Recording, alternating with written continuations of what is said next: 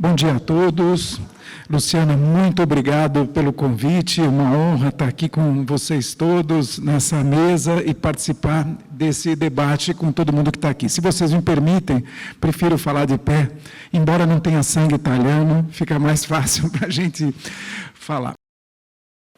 Luciana, você tem um mérito muito grande, porque no nosso Brasil está faltando um pouco a gente aproximar academia, setor público e setor produtivo.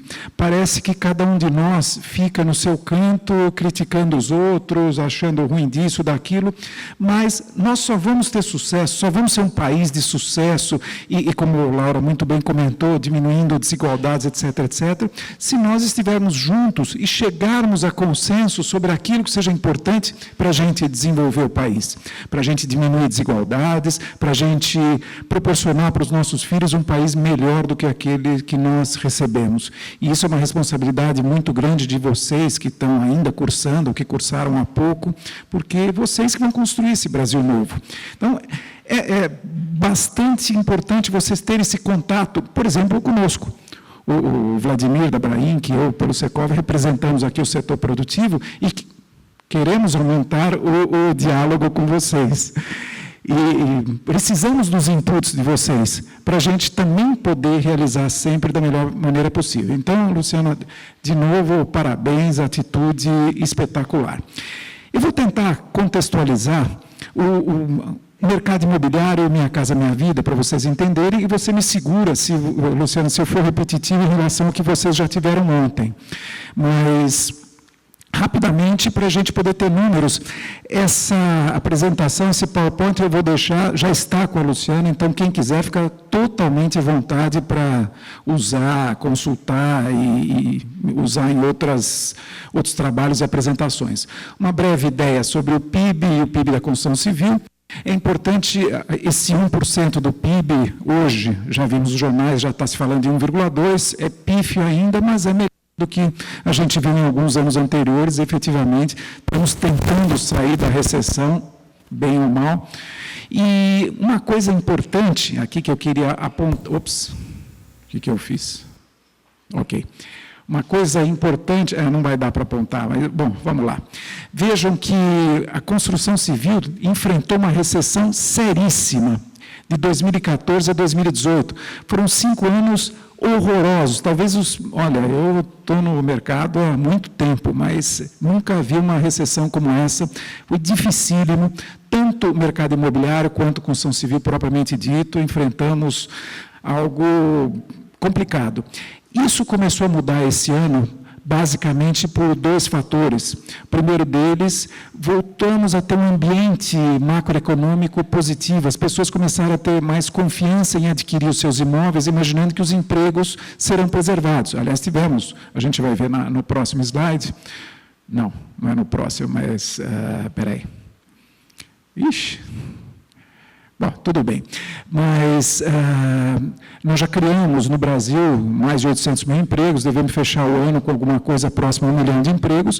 Isso cria um ambiente positivo e as pessoas, os brasileiros, são muito sérios a comprar suas unidades, os seus apartamentos, suas casas, querem pagar, portanto, querem saber que o emprego vai continuar para poder pagar os seus compromissos, seu financiamento, etc., etc. Isso fez as pessoas voltarem para os plantões de vendas. O outro ponto é que os juros caíram bastante. Cada ponto percentual que os juros caem, a prestação baixa, muito grosso modo, uns 15%. Então, hoje, você consegue contratar um financiamento por um valor de prestação em torno de 1/3 menor do que se você contratasse um ano atrás. Faz uma diferença brutal. E as pessoas, então, estão adquirindo. Vocês vão ver mais para frente, o número de imóveis vendidos esse ano vai ser praticamente um recorde. E é um dos setores que está sustentando essa retomada pífia que nós estamos vendo na economia. Se não fosse a construção civil, esse ano os números certamente seriam piores. Isso aqui é uma breve ideia do que seja o déficit habitacional no país. Nós temos que proporcionar, apenas para cobrir o déficit, 7.800.000 habitações, além do crescimento vegetativo. nós temos uma demanda habitacional que, esse aqui é um índice bastante interessante, nós temos 1 milhão de casamentos por ano, ou seja, precisamos aqui 1 milhão de unidades, e os divórcios também são importantes, né? Porque onde tinha uma unidade, agora vai precisar ter 2, né? Então, na realidade, o crescimento vegetativo, muito grosso modo, dá 1 milhão e 300, 1 milhão e 400 mil unidades por ano. Além daqueles 7 milhões e 800 que nós vimos há pouco. Essa aqui, a evolução do estoque de domicílios no país, foi feito um levantamento enorme pela GV em 2015. Nós tínhamos, na época, 67 milhões de domicílios no país. Em 10 anos, a perspectiva é termos mais 15 milhões, portanto, chegando a 82 milhões de domicílios em 2025, 10 anos daquela época, ou seja, 6 anos de hoje, ou 18 milhões em São Paulo. Esse é o nosso grande cenário, podemos chamar assim. Agora, falando de geração de emprego, a cada R$1 milhão investidos na construção civil, existem quase 8 empregos diretos são gerados e mais 3 ou 4 empregos indiretos, que mostra que, como a Laura bem comentou, é um setor que absorve bastante a mão de obra com menos qualificação. Se bem que hoje existem programas de qualificação bastante eficientes por parte de governo e das próprias empresas, que faz com que a nossa mão de obra seja cada vez mais produtiva. Os índices de produtividade, Laura, na construção civil têm aumentado mais do que a média brasileira, em função dessa qualificação que tem sido conseguida para os empregos do setor. Agora sim, falando, hoje até outubro foram criados 840 mil empregos, dos quais, o Vladimir não me deixa enxergar, mas são 125 mil na construção civil. Dá certo que eu estou apontando para o seu olho, em vez de apontar para o... Mas vejam o dado interessante aqui, a economia em 2015 perdeu 1,5 milhão de empregos, dos quais quase 1/3 a construção civil. 2016 a mesma coisa. A grande conclusão, pessoal, é que quando a economia vai bem, a construção civil tende a ir melhor do que a média da economia. Mas quando a economia vai mal, a construção civil cai, é a primeira a cair e é que cai mais profundamente. Portanto, é um setor sujeito a mais chuvas e trovoadas, mais oscilações do que a média da economia. Agora, falando Minha Casa Minha Vida, é um programa bastante importante. Não sei até que ponto vocês comentaram esses números ontem, mas até o final do ano passado, fechamos com 5 milhões e 600 mil unidades contratadas. Com todos os problemas que podem ser alegados, é um número para ninguém colocar defeito. Tanto que nós temos recebido delegações do mundo todo querendo aprender como se montou esse programa para replicar.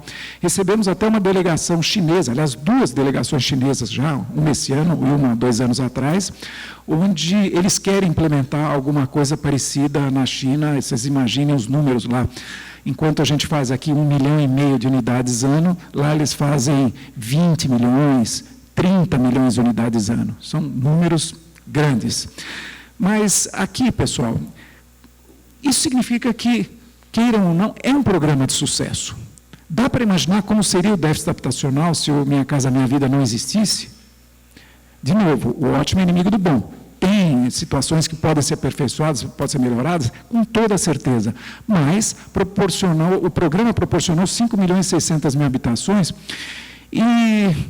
vou colocar alguma coisa aqui que pode ser que nem todos concordem, mas ele funciona porque não é mais um programa de governo, é um programa de Estado, independentemente de quem está no governo. E ele é tocado pela iniciativa privada. A iniciativa privada assume todos os seus riscos, empreende, vende, coloca, etc., faz todo o mecanismo. Isso faz com que funcione, porque se a empresa não tiver sucesso no empreendimento, ela quebra, simplesmente quebra. Então, ela faz tudo para que ele tenha sucesso. O único envolvimento do governo, hoje em dia, no Minha Casa Minha Vida, é no financiamento. Principalmente, Laura, estou citando você várias vezes, mas você falou, o faixa 1, que é feito ele é financiado com recursos diretos do governo, são para rendas extremamente baixas, é um subsídio enorme, praticamente tudo é subsídio, 90% do preço. E, inclusive, é um programa que está diminuindo. As outras faixas, faixa 1,5, 2 e 3, têm pequenos subsídios, a faixa 3 não tem nenhum subsídio, a única diferença é a, Flávia já, é a taxa de juros que é menor. Vejam aqui as unidades contratadas, esse aqui é um acumulado, como elas se comportaram. A faixa 1, 1.900.000, e aqui estagnou, porque esse ano houve muito pouca contratação de faixa 1. A faixa 1,5, 100 unidades, 2.900.000 na faixa 2 e 650.000 na faixa 3, que é para até 6 salários mínimos. Os valores contratados, em bilhões de reais, quase 100 bilhões os governos colocaram na faixa 1, depois 14, praticamente 300 na faixa 2 e 60 na faixa 3. Diferença básica, isso não tem nada a ver com Minha Casa Minha Vida, mas para vocês entenderem, entre o SFH, o Sistema Financeiro Habitacional, e o Sistema Financeiro Imobiliário. Basicamente, a diferença está aqui, Fundo de Garantia. No SFI, que são os financiamentos para unidades de maior valor, acima do teto, ele não pode usar recursos do Fundo de Garantia, mas tem todas essas alternativas de funding, de financiamento. Isso é são os números que nós devemos fechar esse ano para o total de financiamento entre SBPE, que é poupança, e fundo de garantia. Depois de um período com números baixos, esse ano estamos recuperando, o fundo de garantia permanece igual, isso nós já discutimos em outros eventos, juntamente com a FAO, juntamente com o IAB e os movimentos de moradia. Estamos preocupados porque os recursos do fundo de garantia não só não estão aumentando, como precisamos ter certeza de que vai haver continuidade. Essa talvez seja a nossa maior preocupação, nossa maior luta para que essa situação permaneça. Então, vejam que, olha, 64 bi em 2016, no auge da recessão, e hoje estamos com 57 bi. Não são valores atualizados, são valores reais. E para o ano que vem, a perspectiva é, no máximo, 57. Estamos lutando para que se permaneça o valor de 57. O que tiver de dinheiro vai ser consumido, porque o Minha Casa Minha Vida é um sucesso, as pessoas estão comprando tudo o que podem. E vejam que o SBPE, poupança, aumentou bastante. Há 2 anos financiamos 43 bi, esse ano 75, aumentamos 70%. Esse é o saldo da poupança, cresceu esse ano, a estimativa é a gente fechar com algo próximo a 700 bi, contra 620 bi no ano passado. Como o Brasil financia os seus programas habitacionais? Basicamente, a maior fonte ainda, metade de tudo é a poupança, mas o Fundo de Garantia tem 1/3, e o restante são as letras de crédito imobiliário, os certificados recebíveis imobiliários e as letras imobiliárias garantidas. Depois, se alguém precisar de explicações mais detalhadas, eu fico totalmente à disposição. Estou correndo, porque senão a Flávia me mata aqui. Unidades residenciais lançadas esse ano no Brasil, por trimestre. Vejam vocês que a retomada está concentrada principalmente no Sudeste e Centro-Oeste. E o Norte, mas o Norte são números bastante pequenos, mas Sudeste e Centro-Oeste estão liderando. Unidades vendidas, que é o índice mais importante, e, de novo, vejam a preponderância aqui do Sudeste, como melhorou muito o nosso mercado. Chegou antes, aqui no Sudeste, a retomada da economia. Lançamentos e vendas acumulados no Brasil. Na realidade, quando a gente fala Brasil, são as principais metrópoles brasileiras, são 20 e poucas metrópoles que a gente acompanha, cujo desempenho a gente acompanha. Podemos ver que os números estão melhores. Esse é o estoque final disponível de unidades no Brasil. Não é surpresa a gente verificar que o estoque como um todo diminuiu, e porque a gente está consumindo bastante. Mercado na cidade de São Paulo, para a gente ter uma ideia melhor, vejam o crescimento de unidades lançadas. Nos 9 meses de 2018, janeiro, setembro, foram 16 mil contra o dobro esse ano.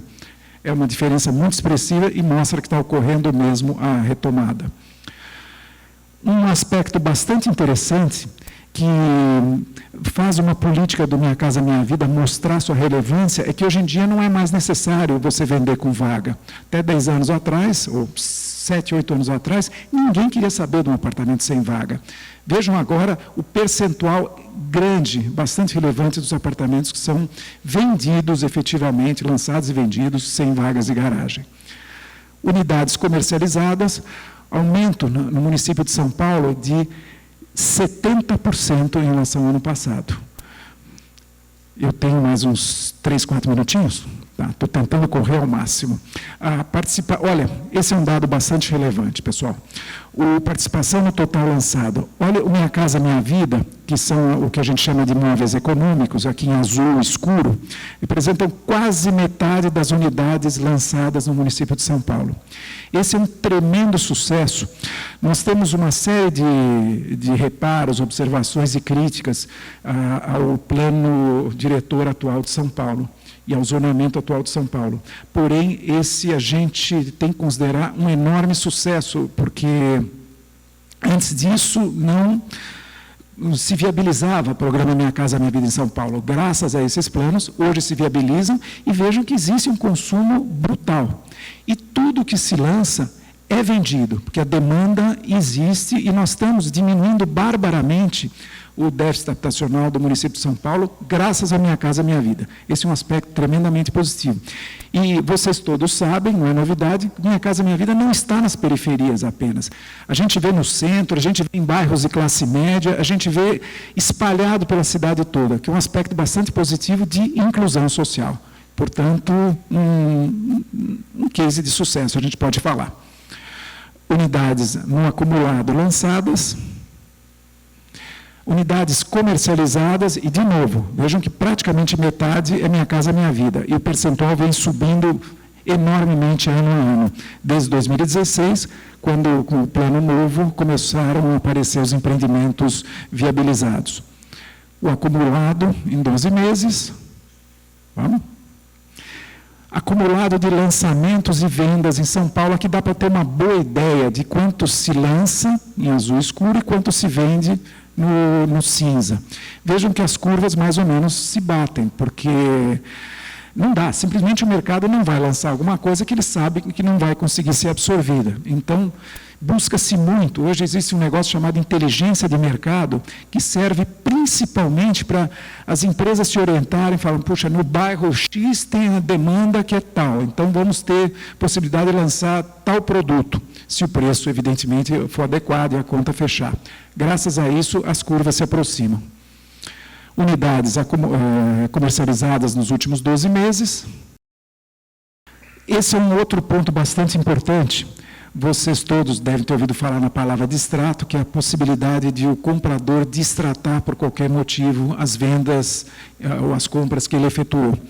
Isso causou um problema enorme no nosso setor, nós como vendedores de empreendimentos, porque a gente fazia as vendas e não sabia se a venda estava feita, porque se podia haver devolução, como é que eu vou construir, vou transformar o dinheiro recebido em tijolo, se talvez eu tenha que devolver à vista, em curto prazo, etc.